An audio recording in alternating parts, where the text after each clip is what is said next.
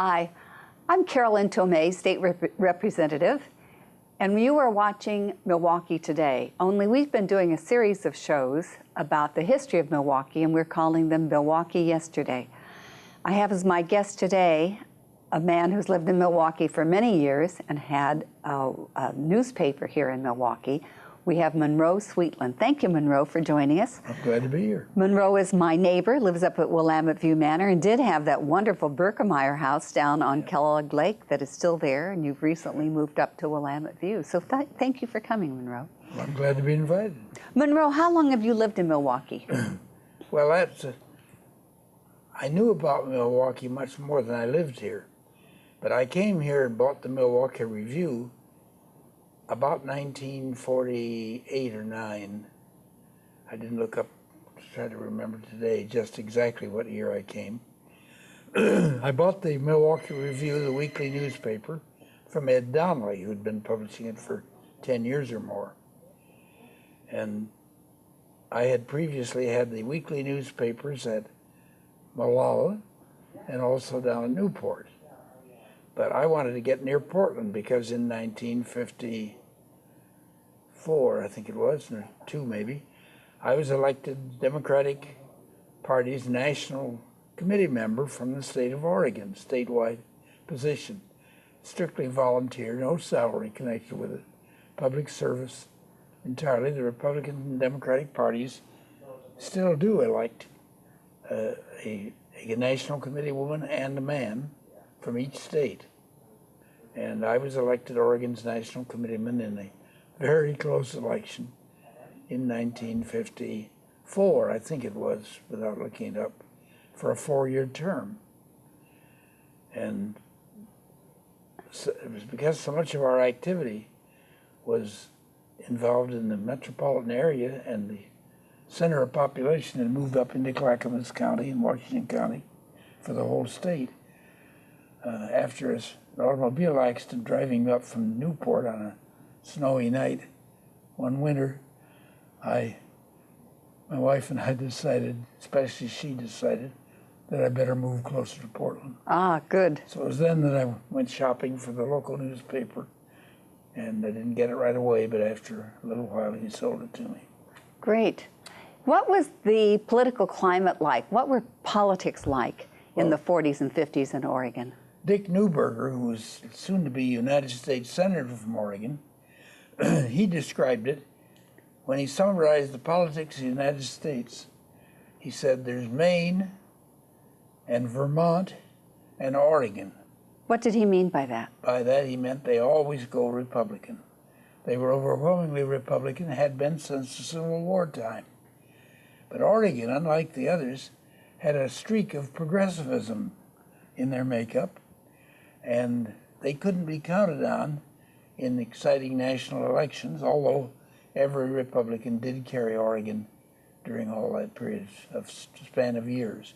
The Democratic Party had virtually been eliminated as a major factor, and every courthouse in the state was mostly occupied by Republican officials, as well as our congressional delegations and our state governors and all that, all the other offices. So I had my job cut out for me, and I went to work at it. Actually, when I came to Molalla first, a very small newspaper out in the south end of Clackamas County. Then I was down in Lincoln County and worked in both areas for a short period of time, then moved up to Portland to Milwaukee, as I said. Earlier, you had said that there were some people in Oregon who were more progressive. We talked about William Jennings Bryan. Talk some about that. There had been this progressive independent streak in Oregon, which showed up particularly during what the historians call the progressive era. From about 1885 until 1915, during Woodrow Wilson's presidency, the Democratic National President, Oregon had an important progressive party, a fairly sizable socialist party also. But both the socialists and the progressives were strong on reform and changing government in progressive ways. and the Progressive made much more of a permanent impact on the state. They were led by a number of people who ran as Republicans, but who really did represent something different. And one of their most important leaders was a state representative, the same position you have now, from Clackamas County, W.S. Uren, U''R''E''N. His home was actually in Gladstone, but the center of his voting strength was Milwaukee and Oregon City and the north end of the Clackamas County here. And what year was that, Monroe? Well, that was all that period of years from 85 to I would say 15 or so, yeah. And so he did something that was absolutely brand new in the whole country. Oh, yes. He had studied the world democratic governments. There weren't so many of them in those days. And one that attracted his attention very much was the Switzerland, where they're surrounded by monarchies and by other governments. The Swiss, nevertheless, went ahead and voted in laws which the whole people passed. Instead of always relying on your legislators, who tended to be your politicians, career people, and of course there was no woman suffrage in those days, or practically none. It was just the end of that period. But he did a great job of persuading the farmers, particularly. The Grangers, you forget about the Grange sometimes. Tell us something about Grange, because it's still our Grange Hall. Yes, we have a picture of the Grange Hall, which is on River Road, right near McLaughlin Boulevard now, and still has an active membership. It rents its old hall, whose history goes back quite a few years. It rents it now for square dances and other limited purposes. And the Island Station Neighborhood Association has our meetings in the Grange Hall. Yep, and that's been reconditioned, remodeled. But in Oregon for 100 years almost, the Grange was a very important political body. It was also the main social organization for farmers and country people. Every one of Clackamas County's, even small communities, had a Grange Hall. And it was the meeting place that they could have non-religious meetings, meetings other than religious. It could be held in these Grange halls. And even yet, some old-timers like myself, I was a member of the Grange first when I was 13 and a half years old. And I've kept my membership even though I've dropped out of active participation. I still belong to the Milwaukee Grange. So do numbers of other old-timers for sentimental reasons, not really that we're any longer find it as seen as something for us to be active in politically or socially. What kind of role did they play in politics in those days? They endorsed measures that were of interest to farmers. One of their main interests in all these rural counties had to be roads. First, dirt roads, getting them platted. And why was that important? Because the farmers had to get their goods to town. And it was a very important thing. Maybe the most important social issue for many farmers was those roads and bridges and all that went with them to get their goods to market, either to the train stations, the railroads, or to farmers' markets and to direct sales. But that began to be less important every year, and by 1920 or so, the Grange was still important traditionally, but it was beginning to lose its grip as the center at which people talked about government, politics, talked about their community interests. Why was that? Why did they lose that position? All the reasons why all the other organizations did. The Grange tried to be also a social lodge.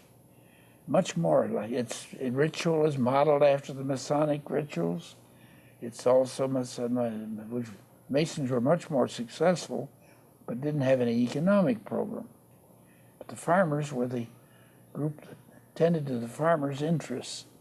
They also became a great supporter of prohibition. Americans now speak about prohibition days with a kind of a smile, but it had a great impact on America. The Grange educated people about why they shouldn't use excessive alcohol.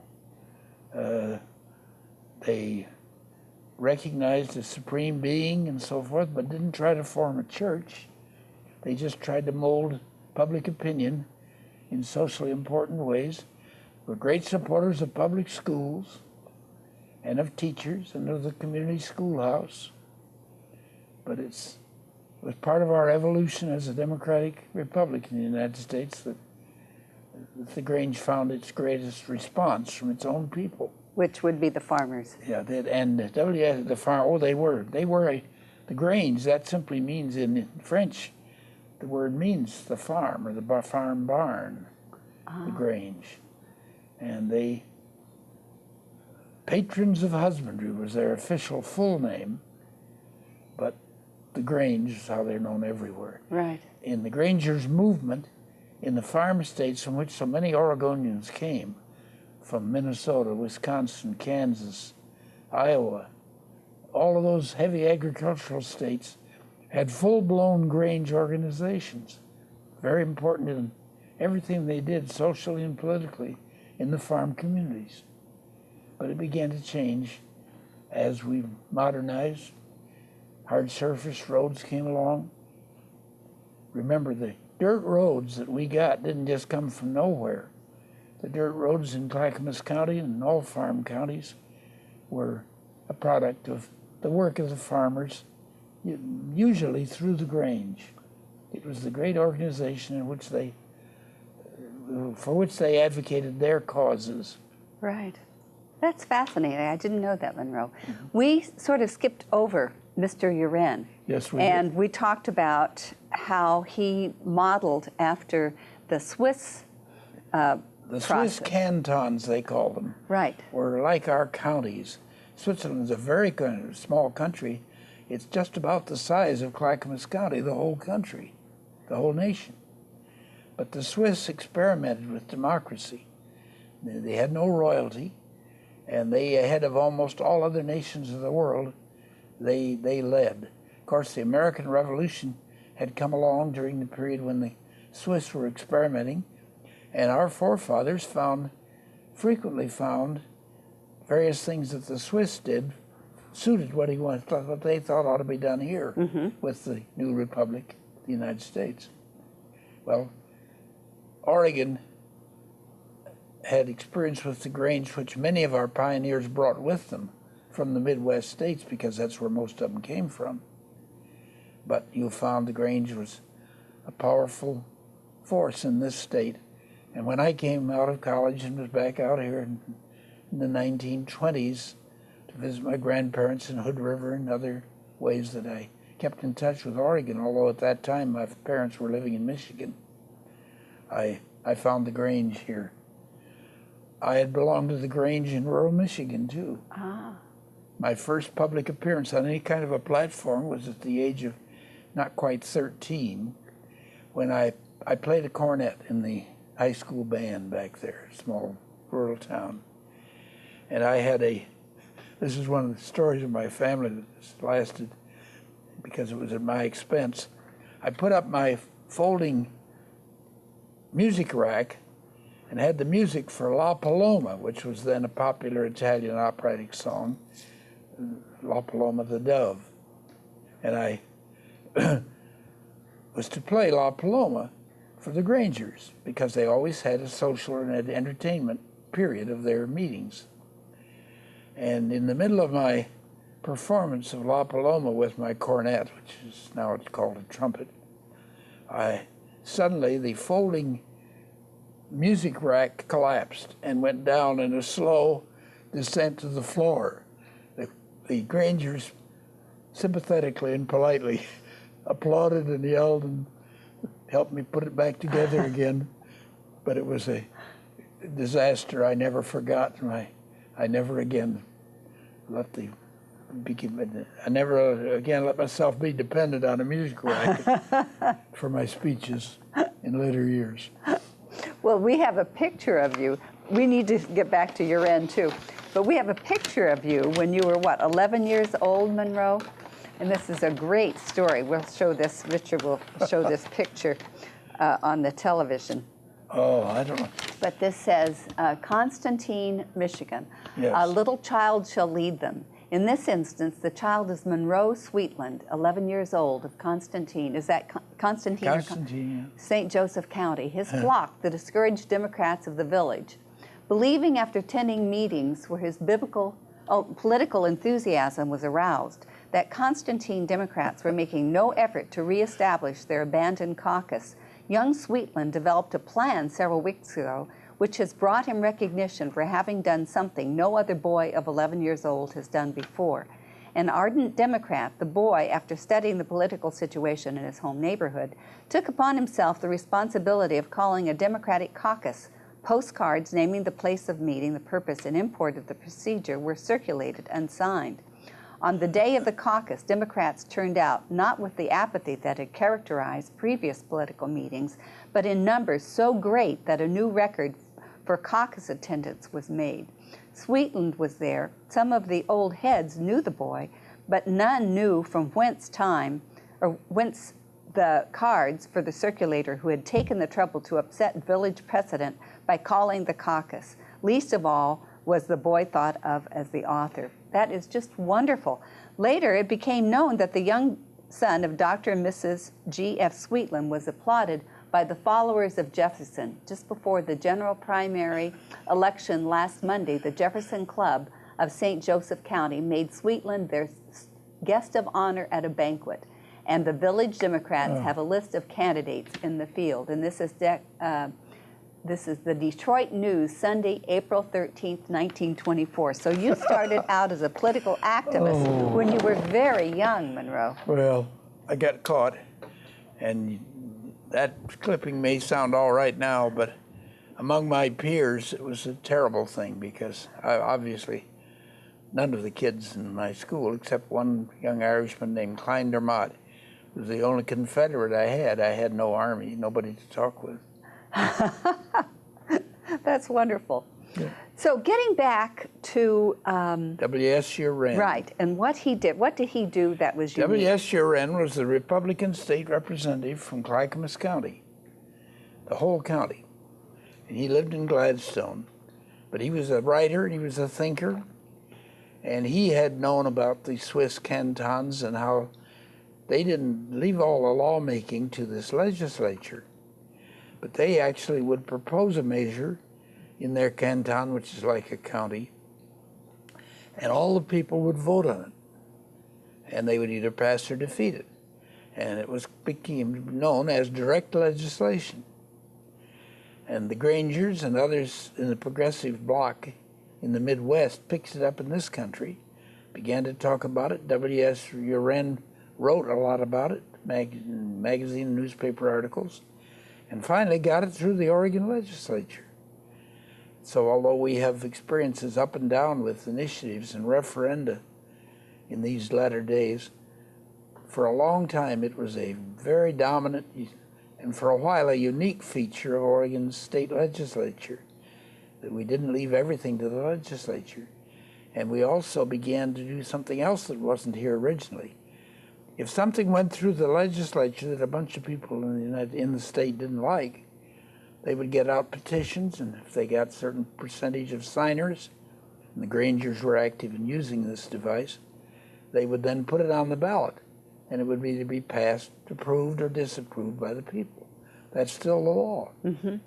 And we have now up to 24, 25 laws every election that are made by the people. They're either made or defeated by a vote of the people. It's sort of a mixed blessing, isn't it, Monroe? It's become, sure, because in those days you didn't have the abuse of great wealth and money, which permitted certain kinds of industries and businesses and ambitious politicians to use the initiative as a device for getting something passed or defeated which they wanted, so that the legislature still remained the dominant source of our laws.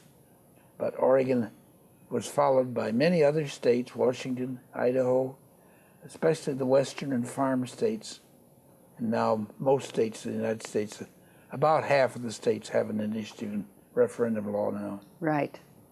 Monroe, we talked a little bit when you and I were talking alone about how senators were elected. This was in the early... That was part of it. The U.S. senators, under our forefathers, decided that the selection of senators would be left to the states and members of the House, too, the Congress. But the senators particularly were assigned 2 to each state. And all the states, for a long period of years, they were elected by a vote of the Senate of that state. The Senate, state Senate. The state Senate. Yes, because all the states followed the national pattern of an upper and lower house, and then they elected their senators by direct vote, by a vote of the senators. Mm-hmm. And no, I misspoke there. It wasn't a vote of the senators. It was a vote by the upper body of the state legislature to select the senators. Well, you can imagine what ambitious pulling and hauling went on among the senators themselves and their organizations to try to get their men and themselves into these choice national senatorial seats. Mm-hmm. It was not until I didn't look this up. I can't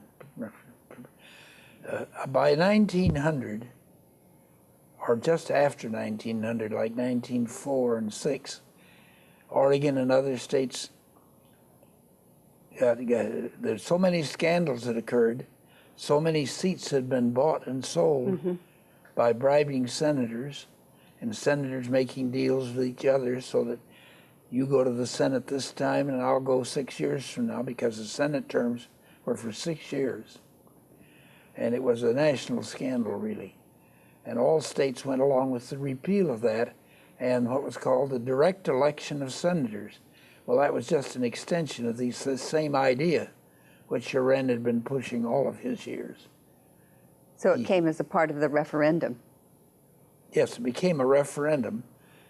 On every Senate seat was to be done by a vote of the people. Right, so that the upper house in each state did no longer then elect their federal Every senator. voter had the same weight.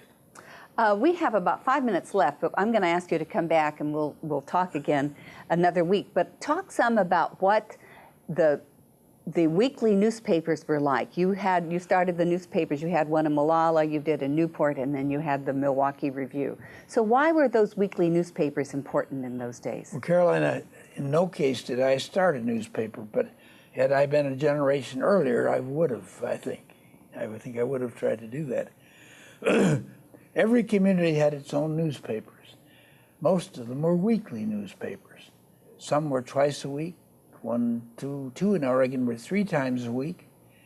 But the newspaper covered the locality in great detail. It carried very little national news, although each publisher of a newspaper, the owners, could make that policy for themselves. Mm-hmm. But that was left to the daily newspapers like the Oregonian, the Oregon City. How can I ever forget my rivals? Well, anyway, the Oregon City had its own weekly newspaper, mm-hmm. clear up until the time that I was in here.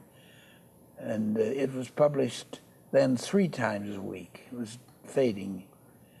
But all over those communities, each farm district and community would have its own reporters, usually, but not always, women, who did the social news and told who was having a party at her house, or what kind of a picnic was going to be held by the Oddfellows or the Masons, or whatever they had of other organizations that needed an outlet for their news.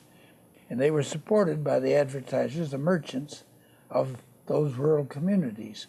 Sure, sometimes other companies would come in and buy ads in the local newspapers too, but mostly that was the support for Main Street's merchants.